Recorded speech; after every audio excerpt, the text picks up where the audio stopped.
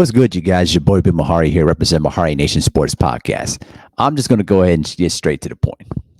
So, as you can see in the title of this video here, I've been reading, I've been listening to various podcasts, I've been reading a lot of the stuff on social media, and I'm just sitting here just absolutely just flabbergasted at the amount of criticism that Deion Sanders has been getting since he decided to take the job at Colorado and leave Jackson State, completely ignoring all of the warning signs that were there when he was coaching at Jackson State University.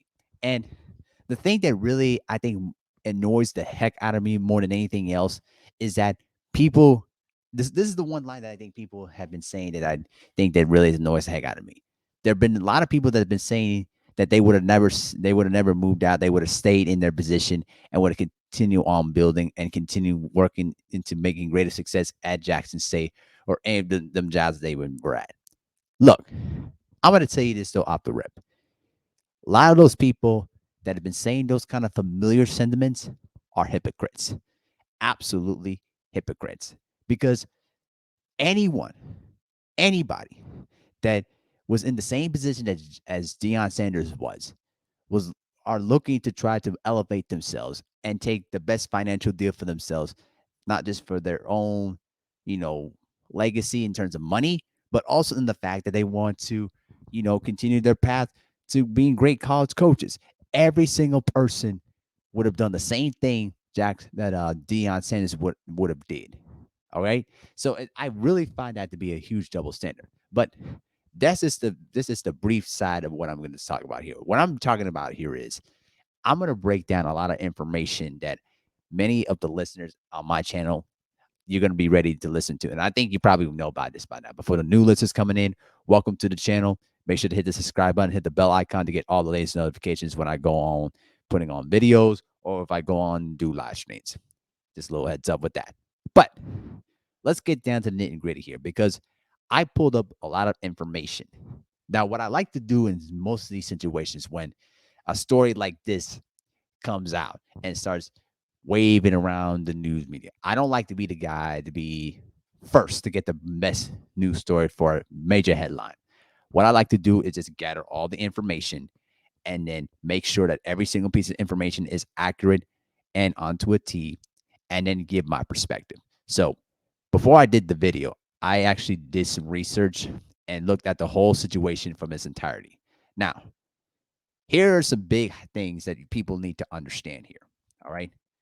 Deion Sanders started coaching football at the Pee Wee level. Then he elevated himself to high school. Then he went into the college level, starting at Jackson State University. Now, I want to ask people this particular question. Has anyone ever heard of Jackson State University prior to Deion going to Jackson State to become their head coach? I don't think so. I guarantee you about at least 70 or 80% of the people didn't even know where Jackson State, Mississippi was. Right? So I really just find it very hypocritical how people can sit there and say that we were huge supporters of Jackson State. We're huge supporters of HBCU schools when many of them don't even donate 1 cent or even go even take a ticket, purchase a ticket, I should say, and watch one of their games. And I'll honestly, their games particularly suck. Not many people, look into HBCU schools or the SWAC conference to really say the least. But when you look at it in this proper context, right?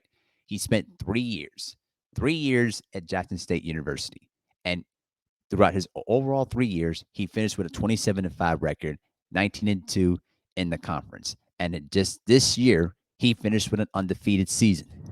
Outstanding job by Deion Sanders. Now, I'm going to put in some proper context about what's been going on in the years leading up to his departure.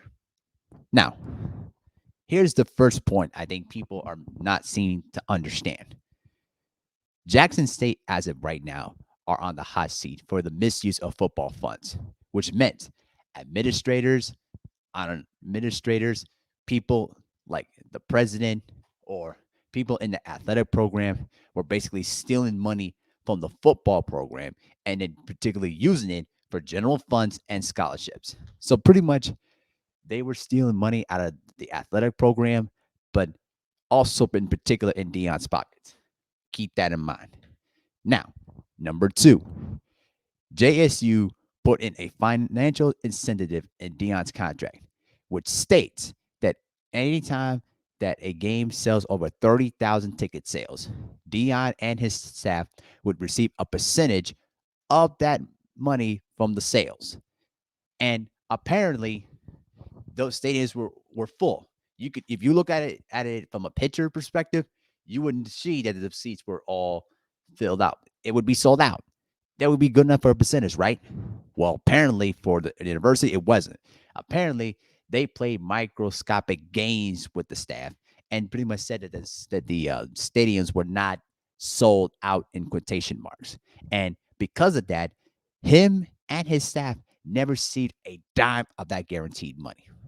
Number three, there was a lucrative TV deal that was in place that Deion was heavily pursuing. Now, keep in mind, he was trying to lean away from the Bayou Classics and all these old rivalry games or whatever because they were trying to pursue a huge TV deal that would have guaranteed much more exposure for the football program. And what does the university do? Doesn't even consider the offer. They just threw it in the trash completely. This added more of the frustration for Deion. But let's look at it from this way because people have been calling Deion Sanders a sellout, but they're not looking at what he did as the coach. Remember, Deion made 300K a year during his time in Jackson State, and about 150K of that money was was basically sent down to Jackson State, I should say. So you only made half of that money. Now, Deion used his own money. Keep in mind, this was not the university's money. Because a lot of people have been confusing the fact that, oh, Deion was paying for half and the university was paying for half. Not true. Deion was the only person was the only person paying for a lot of these things. Number one, the new locker room. Number two, new facility, which included the football field and tennis court. Number three, the players' lounge. All right, because they never had anything close to a players' lounge in particular. Number four, food for the players. All right. Number five, when the team went to the Celebration Bowl last year, and I think they will go back there again this upcoming year, the university didn't even give any money that they're supposed to be guaranteed to the football program when they participate in these bowl games, and they never received a dime of that money. I mean, you think about this for a moment. If you're in Deion's position here, if you're seeing that all of your money, all of your resources are being put into the football program, and the university is not even doing anything to help Deion, to help build the football program, I would be frustrated too. And I know you would be as well. Listen, I've even seen this one commenter there that oh Deion, should understand that he as a coach has to stop whining the fact that he's paying half. And when I saw that, another commenter said, like, listen, Deion shouldn't even have to pay anything. And that commenter who said that comment is 100% correct. Why should Deion Sanders pay any sort of money to build the football program? That's the university's job, not his job. They try to put Deion Sanders in this high pedestal as the king of HBCU football, that he was the guy that's going to bring HBCU football programs back. Without understanding the fact that it was their own jobs, it was particularly the jobs of the other HBCU programs to go along with Deion, what he was trying to achieve, try to mimic that, and then rebuild the HBCU programs into where Jackson State is right now. And a lot of these, administrative people in these HBCU schools are so caught up in their old ways that they don't even take the time to advertise, to put on, different, to market it, their teams, to market it, their schools. And what happens? They expect people like the Joe Bidens of the world or the high rich white donors to pretty much bail them out. That's why Deion Sanders made the decision. And there's more information to this. And I want to first, credit this information to uh, FYS Sports Space Lamont Lane because he did a great job stating out these other things too in this live stream. Here's some other things people don't even consider. His Deion's car was broke into several times. His son's car was broken several times as well in Jackson State on campus. And another big thing, and this is the biggest thing of all, Jackson, Mississippi, as of right now, are in a terrible water crisis. It is probably the worst water crisis since we've seen it since 2013 in Flint, Michigan. Right? There were I read stories where Dion was literally ordering packages of ice to try to make water for the guys to pretty much bathe in, right? Because they couldn't trust the city's water because the city's water was freaking contaminated. Like really? And then there was another period of time where they were at one time were taking baths in a gym pool. Like think about this for a moment. Why should Dion be the guy to do all the heavy lifting when it's the city, the state's job, and the university's job to provide all the financial incentives and luxuries for the football program? It doesn't even make sense. Other alumni weren't willing to donate. School wasn't willing to feed their players too, right? And the city of Jackson never even supported their school. All right. Now, when you look at the salary at Dion's when he was there at Jackson State, like I said before, 300K. Now that he's going to Colorado, he's going to be getting paid $5 million a year, and his deal is basically 5 years worth $29.5 million. Right. So listen, you want to talk about a guy that really did all the heavy lifting in Jackson State University. And I see people all over basically trying to call this man a sellout when many of them wouldn't even do the same heavy lifting that Deion Sanders was doing. Are you kidding me? You really need to check yourselves. A lot of y'all need to check yourselves because if you were in the same position that Deion Sanders was, you would have been frustrated yourself. You understand what I mean?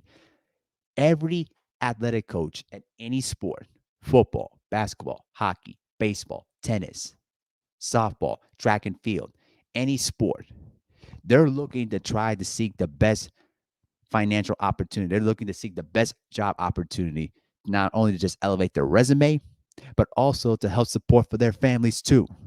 All right. Being a coach is not cheap.